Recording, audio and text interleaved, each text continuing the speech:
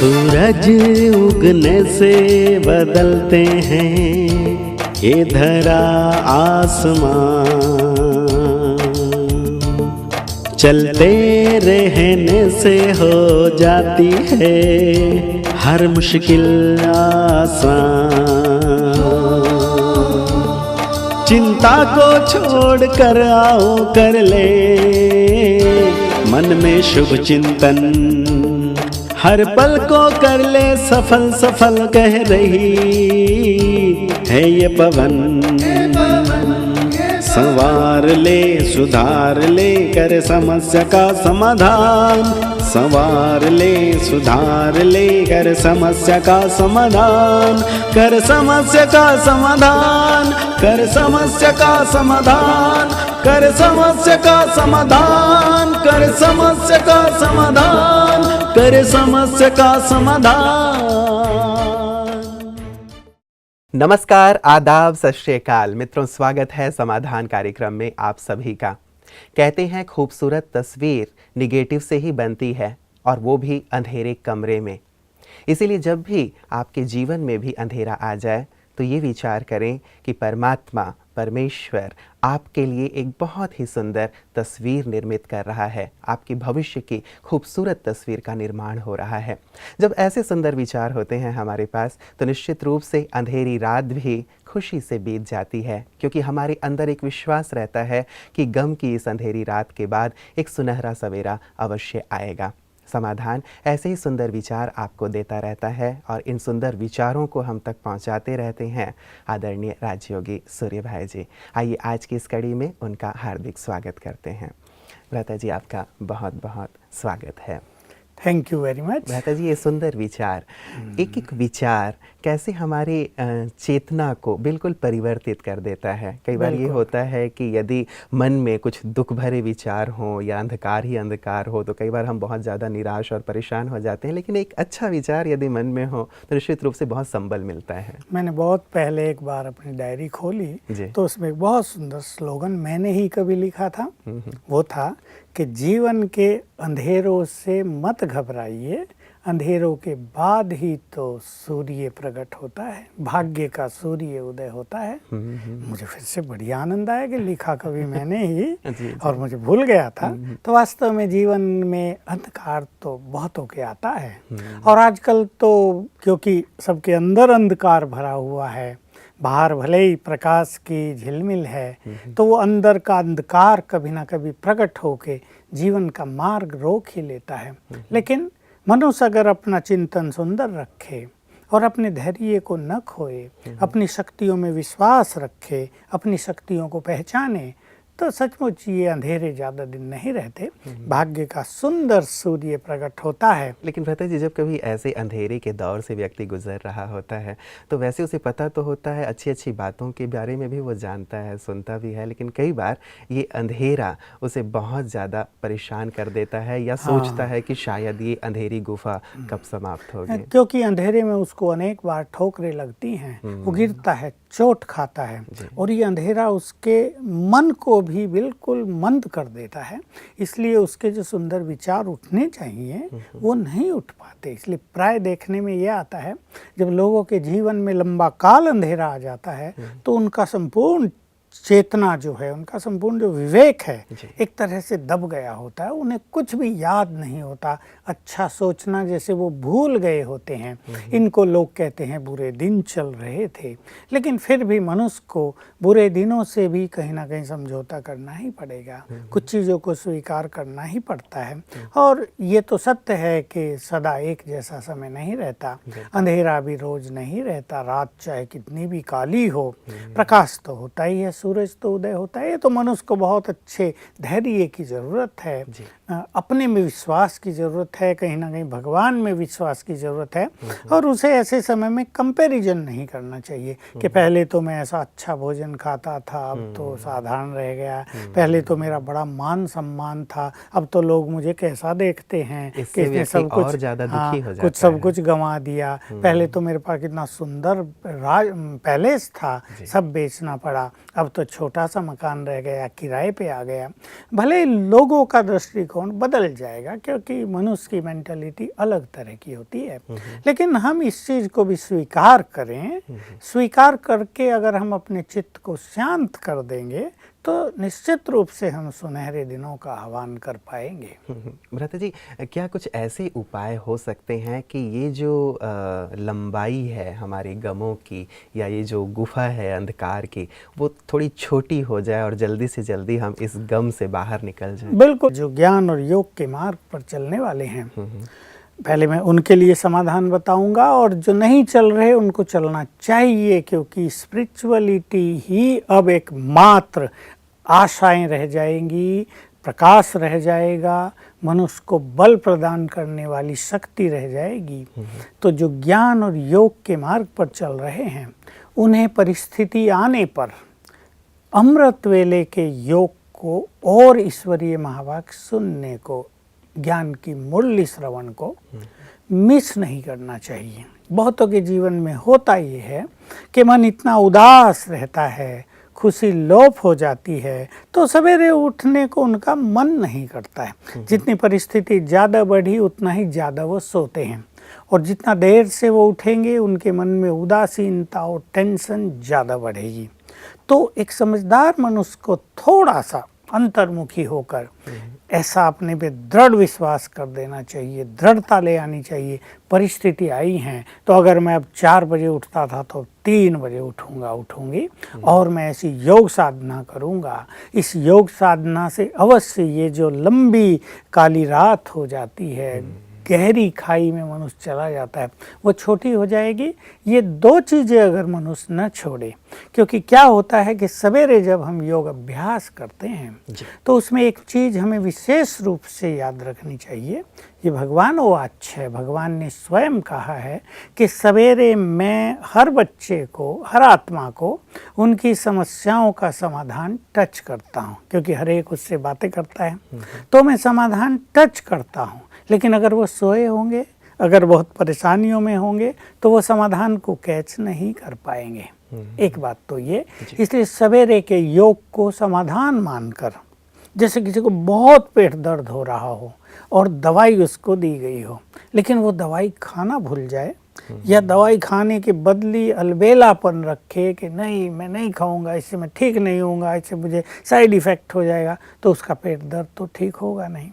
तो सवेरे उठने को समस्याओं का समाधान मानकर अच्छी तरह योग अभ्यास करना चाहिए, और विचारों को एक तरफ रखकर, ये भी सत्य है कि सवेरे ऐसे में योग नहीं लगेगा। बहुत सारे साधन हमने बनाए हैं, उनके आधार से सवेरे योग अभ्यास करना चाहिए। फिर दूसरा है ईश्वरीय महावाक्य। भले ही वो ईश्वरीय महावाक्य कभी भी उच्चारण किए गए हों, लेकिन उनमें मनुष्य की समस्याओं का एक सुंदर समाधान होता है। जैसे भक्ति में कई लोग ऐसा करते हैं कि गीता पढ़ने वाले, गीता प्रेमी, कोई भी समस्या आती है तो गीता को आंख बंद करके कहीं से भी खोलते हैं, और वहाँ से जो पढ़ेंगे तो उनको उसका समाधान मिल जाएगा। तो ऐसे ये ईश्वरीय महावाक्य हैं, सत्य गीता, इसको भी अगर हम रोज सुनेंगे तो उनमें ही कहीं ना कहीं हमारी समस्याओं का समाधान हमें प्राप्त होगा। एक रहस्य और इसके पीछे है, हम सवेरे योग करेंगे या हम ईश्वरीय महावाक्य सुनेंगे तो हमारा चित्त शांत होने लगेगा, और जब चित्त शांत हो जाता है तो हमारा अंतर का विवेक जग जाता है, समाधान के संकल्प स्वतः ही हमारे मन में आने भी लगते हैं।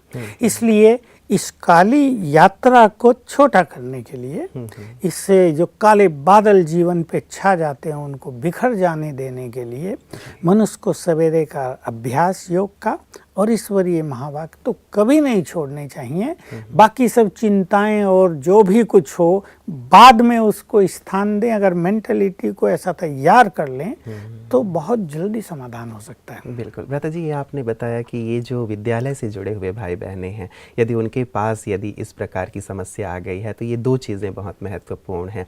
यही चीज़ें क्या जो विद्यालय से नहीं जुड़े हैं वो भी कर सकते हैं? देखिए, उन्हें जुड़ना तो चाहिए, क्योंकि ये ईश्वरीय ज्ञान दिया जा रहा है। यहाँ न किसी का धर्म बदलाया जा रहा, न किसी को और कुछ स्ट्रिक्ट कुछ दिया जा रहा है, ज्ञान दिया जा रहा है। और एक बुद्धिमान मनुष्य को सोचना ही चाहिए कि ज्ञान मनुष्य की सदा की आवश्यकता है, उसकी एक भूख प्यास है।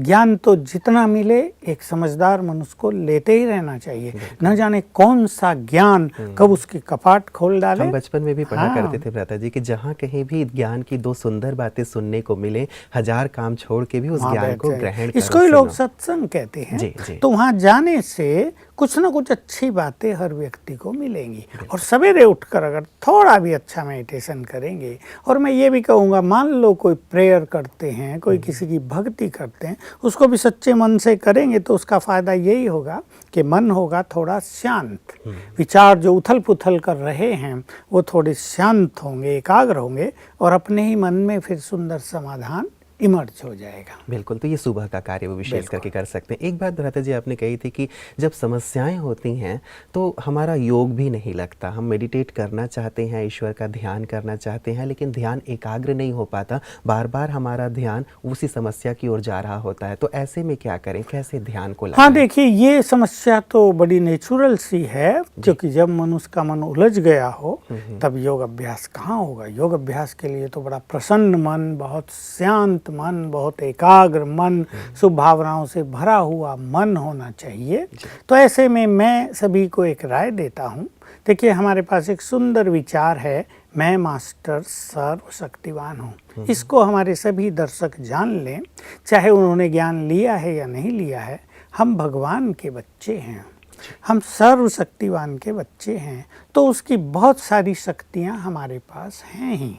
और दूसरा, जब जो उसके बच्चे बन जाते हैं, यानी स्वीकार कर लेते हैं, हम तुम्हारी संतान हैं, हम तुम्हारे हैं, तुम हमारे हो। एक तो वो है जो जानते नहीं हैं, वो भी उसके बच्चे हैं। दूसरा, जिन्होंने जान लिया और ये स्मृति ले ली, तो उन्हें तो परमात्मा की शक्तियाँ स्पेसिफिकली मिल जाती हैं। तो इस कारण हम सब हो गए मास्टर सर्वशक्तिवान। हमारा परमपिता सर्वशक्तिवान, तो हम हो गए बहुत शक्तिशाली मास्टर सर्वशक्तिवान। तो हम एक संकल्प बहुत अच्छी तरह अपने अंदर रखने लगे कि ये जो समस्या है, इससे अधिक शक्तियाँ मेरे पास है। समस्याएं हमेशा कमज़ोर होती हैं, वो कमज़ोर मन की रचना होती हैं, और मैं हूँ बहुत पावरफुल।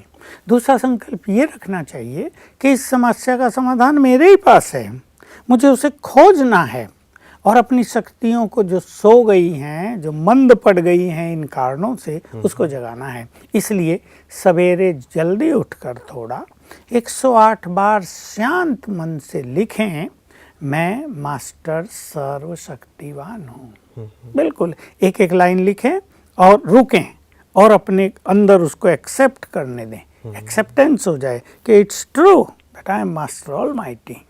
बिल्कुल सत्य है कि मैं मास्टर सर्वशक्तिवान हूँ।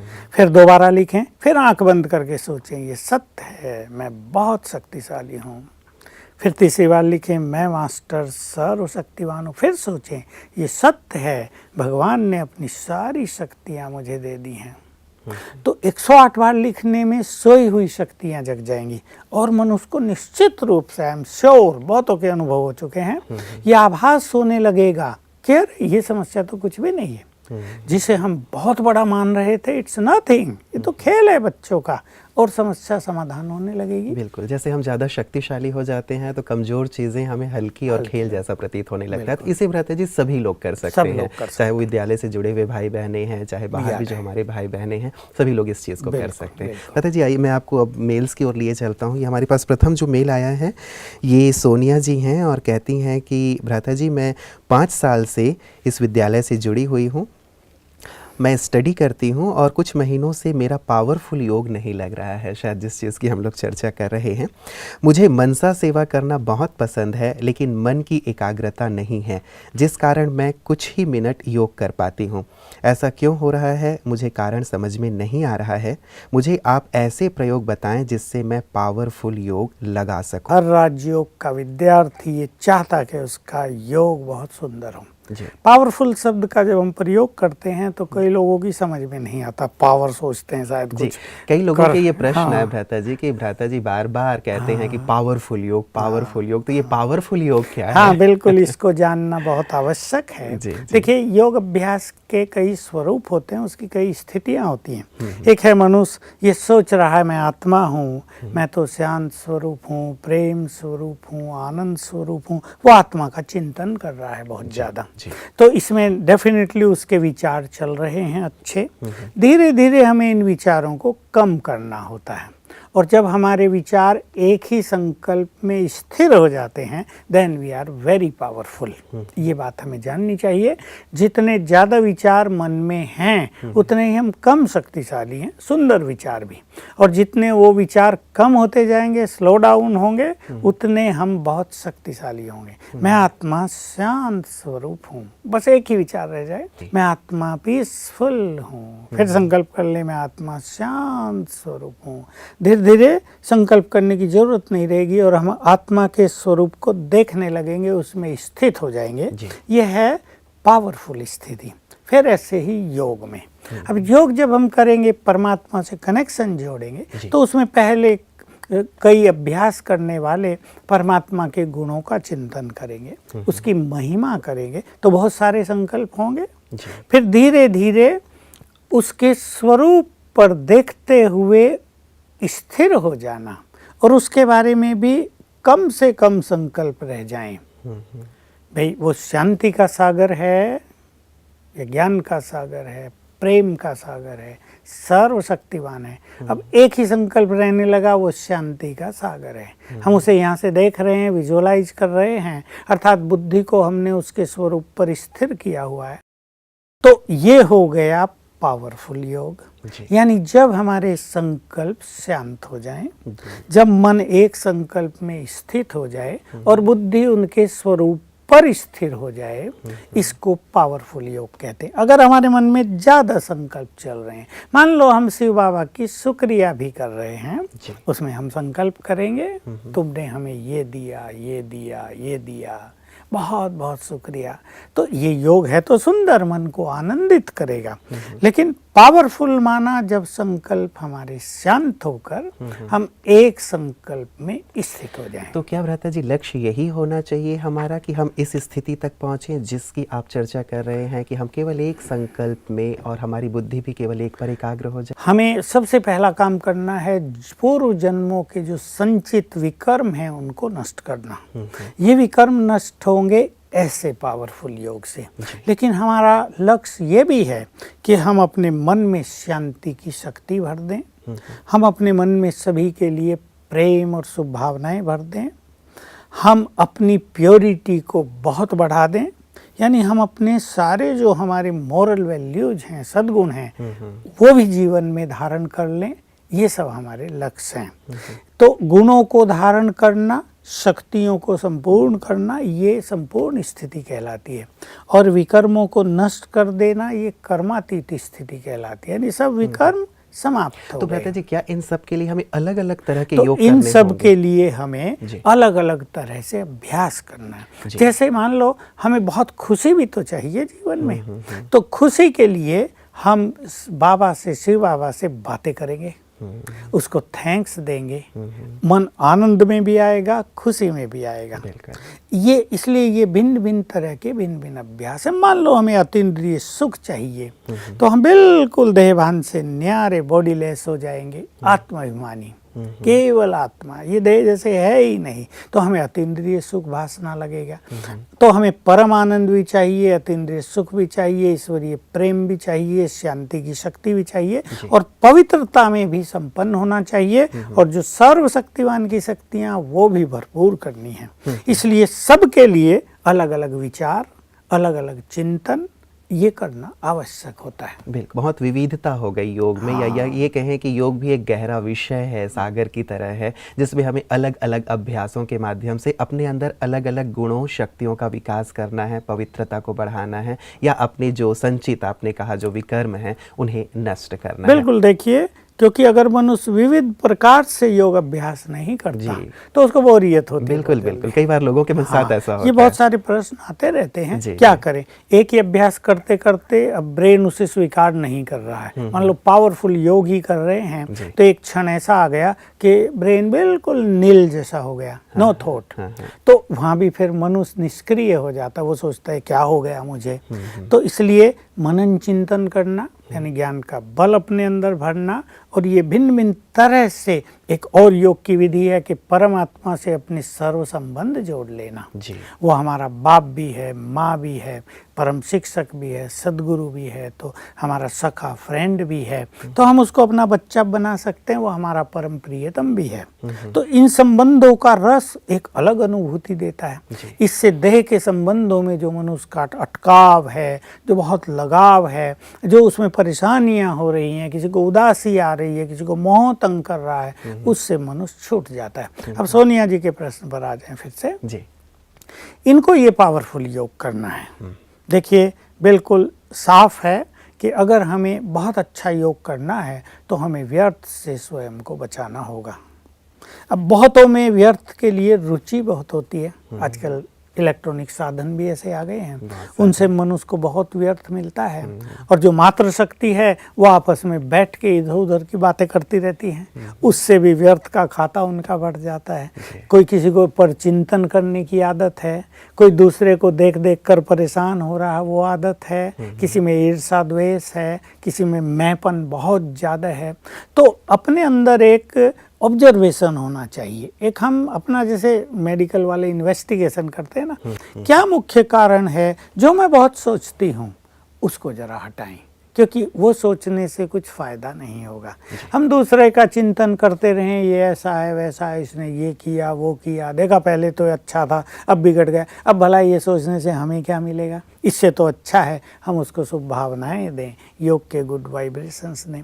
तो एक बहुत बड़ा सब्जेक्ट है पावरफुल योग करने वालों के लिए कि वो अपने को व्यर्थ से बचाएं, और इसका सुंदर तरीका पहले अपनाएं, निगेटिव को पॉजिटिव में बदलें, ईश्वरीय महावाक्यों का अध्ययन करें। इनको मैं सजेस्ट करूंगा कि रोज़ ये 15-20 मिनट अव्यक्त महावाक्यों की स्टडी अवश्य करें। उसमें कुछ स्वमान की बातें मिलती हैं, कुछ ईश्वरीय नशा मिलता है, हमारे विचारों को एक बहुत अच्छी चेंज मिल जाती है, जो निगेटिविटी रहती है वो बहुत जल्दी पॉजिटिविटी में बदल जाती है जी जी। दूसरा काम इन्हें करना है कि सवेरे उठना मिस न करें। बहुत लोग क्या होते हैं, सवेरे उठने में डल होते हैं, ढीले होते हैं, उठेंगे भी तो अच्छा योग नहीं करेंगे, इधर उधर का सोचते रहेंगे, या सुस्ती का वार होता रहेगा, या कोई व्यर्थ संकल्प चलते रहेंगे। इस पे बहुत ध्यान दें, और इसके लिए बहुत अच्छी विधि है कि रात को सोने से पहले एक 15 मिनट अव्यक्त महावाक्य पढ़ें और 15-20 मिनट राजयोग का अभ्यास करके सोएं। उससे एक बहुत अच्छी स्थिति बन जाती है मन की, और जो हमारी लास्ट स्थिति होती है वही हमारी फर्स्ट स्थिति बनती है। चाहे तो 5 स्वरूपों का अभ्यास 2-3 बार करके भी सो सकते हैं, ये काम करेंगे। तीसरी चीज है कि सारा दिन जब ये कर्म क्षेत्र पर रहते हैं तो 2 अभ्यास ये साथ लेकर चलें। एक शरीरीपन, बॉडीलेस प्रैक्टिस, मैं आत्मा हूँ, ये देह अलग है, और दूसरा स्वमान की प्रैक्टिस जिसकी चर्चा हम बहुत करते आए हैं। ये 2 प्रैक्टिस सारा दिन थोड़ा थोड़ा भी करेंगे, हर घंटे में 2 बार, टाइम इसमें ज़्यादा नहीं लगता, 1 मिनट की ये प्रैक्टिस होती है। तो व्यर्थ से बचे रहेंगे। बाह्य जो प्रभाव होता है ना मन पर, बाहर जो नेगेटिव एनर्जी है उसको ये हमारा ऑरा प्रोटेक्ट करेगा, रोकता रहेगा। और अगली बात है कि थोड़ा दृष्टि पे बहुत ध्यान देना। जिन लोगों की दैहिक दृष्टि बहुत है वो पावरफुल योग नहीं कर सकते, इसलिए सारा दिन आत्मा देखने का अभ्यास, जो भी सामने आए ये चमकती हुई आत्मा है, इसमें कुछ मेहनत नहीं, केवल अटेंशन देने की बात है। हर व्यक्ति को 20-50-100 लोगों का रोज मुलाकात होती है, ये आत्माएं हैं, ये आत्माएं हैं। इतनी प्रैक्टिस करेंगे, और सवेरे शाम बैठकर भी कम से कम आधा घंटा योग अलग करना चाहिए, स्पेशली अलग से करना चाहिए, तो एकाग्रता बढ़ती जाएगी। और योग एक ऐसी चीज़ है जो प्रैक्टिस से सरल होता है। कभी भी ये नहीं सोचना चाहिए कि हो नहीं रहा, प्रैक्टिस करते रहें, कठिन चीज़ भी सरल हो जाएंगी, और एक दिन इस सब्जेक्ट में सफलता हो जाएगी। हर व्यक्ति जिसने योग की सफलता पाई है, कम से कम पहले 6 मास बहुत मेहनत की है, 6 मास समझो अपने को डेडिकेट कर दिया योग अभ्यास के लिए, केवल वही काम करना और किसी तरफ इंटरेस्ट है ही नहीं, तो इस कार्य में सफलता हो जाएगी। और छोड़ना तो केवल व्यर्थ को होता है जी। देखिए, अगर मनुष्य व्यर्थ को छोड़ दे तो उसको कामकाज में तो और रुचि पैदा हो जाएगी और कामकाज उसके लिए एंजॉयबल हो जाएगा, एक एंजॉयमेंट बन जाएगा। कामकाज वास्तव में मनुष्य के लिए बुरी चीज है ही नहीं। जो लोग सोचते हैं मैं तो बहुत बिजी हूँ, ये हूँ, वो चेक कर सकते हैं अपने को कि वो व्यर्थ में बिजी हैं। वो अपने मन को परेशान रखते हैं, उनको जल्दी टेंशन में आने की आदत पड़ जाती है। काम यहाँ कर रहे, सोच कुछ और रहे हैं, खाना यहाँ बना रहे, सोच कुछ और रहे हैं, तो खाना बनाने का भी आनंद नहीं आता। हर काम मनुष्य को आनंद भी देता है, शक्ति भी प्रदान करता है, इसलिए कामकाज तो करना ही है, लेकिन उसमें ही एक सुंदर अभ्यास, हर कर्म में अलग अलग अभ्यास यदि किए जाएं तो योग तो सचमुच बहुत सुंदर चीज़ है। बहुत सारी चीज़ें निकली हुई हैं भ्राता जी, और मैं चाहूँगा कि इनकी चर्चा हम लोग ज़रूर आगे बढ़ाएं, क्योंकि हमारे बहुत सारे जो विद्यालय से जुड़े हुए भाई बहनें हैं उनकी विशेष रिक्वेस्ट रही है कि योग की जो गहनता है, वो लगातार प्रोग्राम देख रहे हैं तो वो चाहते हैं कि योग की विविधता, योग की गहनता या मनसा सेवा की जो बात है उस पे चर्चा भ्राता जी अवश्य करें। और ये सचमुच ऐसे गहन विषय हैं जिन पे चर्चा की, जिन पे रोज ही चर्चा की आवश्यकता है, क्योंकि एक दिन मान लो किसी मनुष्य ने योग सीख भी लिया तो वो सोचे अब मुझे सीखने की जरूरत नहीं, ऐसा नहीं होता है। योग निरंतर सीखना है। मैं आज अपने दर्शकों को एक छोटी सी बात अभ्यास के लिए कह देना चाहता हूँ कि वो चलते फिरते और काम करते एक छोटा सा संकल्प रख लें, मैं लाइट हाउस माइट हाउस फरिश्ता हूँ, मेरे अंग अंग से रंग बिरंगी किरणें फैल रही हैं। बस सारा दिन बीच बीच में कई बार, जो जितना ज़्यादा करेगा उसको आनंद आएगा। लक्ष्य रख लें, हर घंटे में 2-3 बार ये संकल्प कर लें, तो इससे बहुत आनंद आएगा और अनुभूति होगी कि व्यर्थ तो कहाँ चला गया पता ही नहीं। हमें व्यर्थ को छोड़ने की ज़रूरत नहीं, हमें व्यर्थ से लड़ने की ज़रूरत नहीं। हमारा युद्ध भी समाप्त हो जाएगा और हमारा मन एक आनंद की स्थिति में आ जाएगा। बिल्कुल। आज की चर्चाओं के लिए आपका बहुत बहुत शुक्रिया। मित्रों, वास्तव में योग एक ऐसी साधना है, एक ऐसी गुह्य विद्या है जिसमें जितनी गहराई में हम उतरें उतनी ही विविधता इसमें प्राप्त होती है, नवीनताएं दिखाई देती हैं। और वास्तव में यदि योग में नवीनताएं हम लाते रहें तो निश्चित रूप से ये बहुत ज़्यादा आनंद प्रदान करता है। और एक चीज़ जो आज हमने जानी कि अलग अलग प्रकार के योगाभ्यास हमारे अंदर अलग अलग प्रकार की शक्तियों, अलग अलग प्रकार के गुणों का विकास करते हैं, इसलिए इसके बारे में जानना भी हमारे लिए बहुत ज़रूरी हो जाता है। आज वक्त हमें इतना ही इजाज़त दे रहा है, कल निश्चित रूप से इस चर्चा को हम आगे बढ़ाएंगे। आप हमारे साथ बने रहिएगा समाधान कार्यक्रम में। आज के लिए दीजिए इजाज़त, नमस्कार।